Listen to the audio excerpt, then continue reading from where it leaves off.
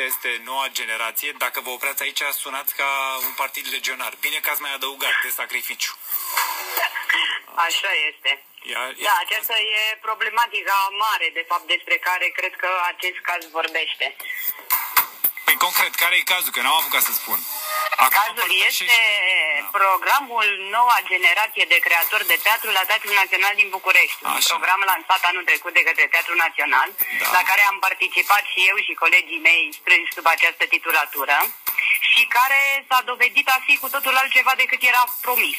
Concret, trebuia să fie cu finalizare și nu s-a mai întâmplat sau s-a întâmplat parțial. Cam așa ceva. Deci programul oricum suna destul de ciudat de la început, speculând așa o nevoie de pe piață, respectiv nevoia acestor tineri artiști de a se manifesta, fie ei regizori, actori, în perpetuă căutare de resurse, de spații și de finanțări.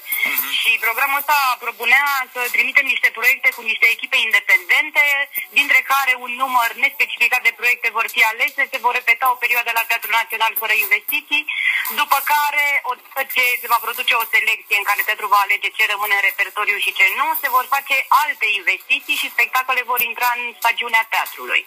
Acum, spectacolele, într-adevăr, au intrat în stagiunea teatrului, ceea ce este încă neclar este care este statutul lor, pentru că Teatrul Național nu a făcut acele investiții despre care se vorbea. Deci voi le-ați făcut fiecare proiecte realizate din resurse independente de către acești tineri pentru aceste vizionări. Asta este cazul majorității proiectelor, pentru că și aici intervine o neregulă, respectiv că ele nu sunt realizate în condiții echitabile.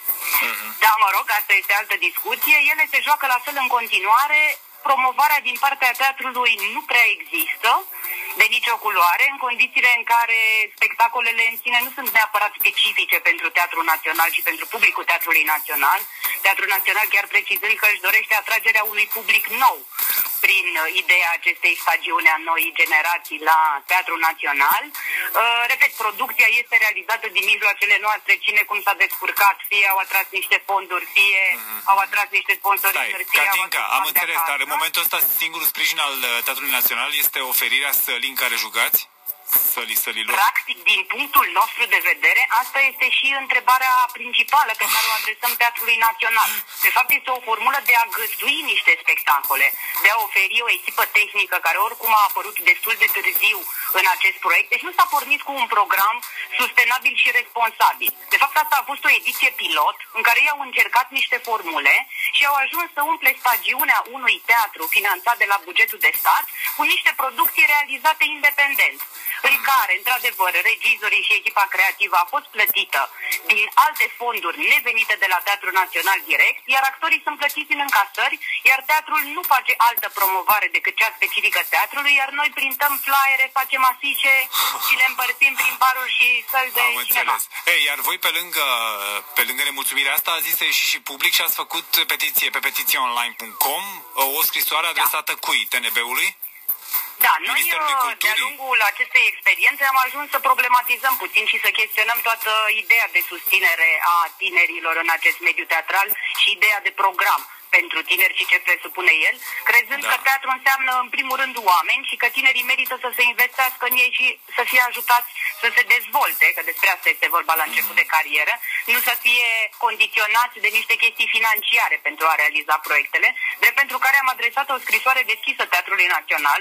Noi am încercat să purtăm aceste discuții și am sancționat de-a lungul timpului aceste nereguli, la care nu ni s-a răspuns nici până în acest moment, adică la mai bine de 2 săptămâni și jumătate de când scrisoarea a fost făcută publică și trimisă specific Teatrului Național. Drept pentru care am făcut o petiție în care oamenii pot să ne susțină în acest demers, pentru că suntem ușor într-o luptă David și Goliat între resursele noastre și cele ale Teatrului Național și mi se pare elocventă această atitudine lipsită de respect de a nu ne da un răspuns public. Corect. Bine, Catinca, și noi o să vă sprijinim.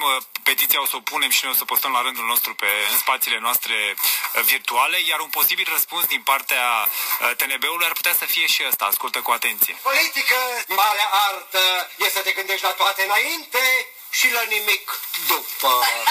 Cam așa e. Mulțumesc! Exit room.